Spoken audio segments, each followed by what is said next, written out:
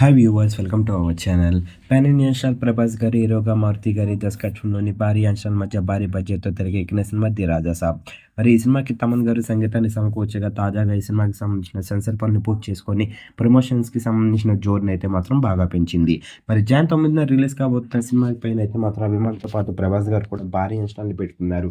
మరి ప్రస్తుతానికి అయితే మాత్రం అందరి కళ్ళు ప్రభాస్ గారి రాజాసాబ్ సినిమా మొదటి రోజు ఎంత కలెక్షన్స్ని కలెక్ట్ చేస్తుంది అన్న దానిపైనే పడ్డది.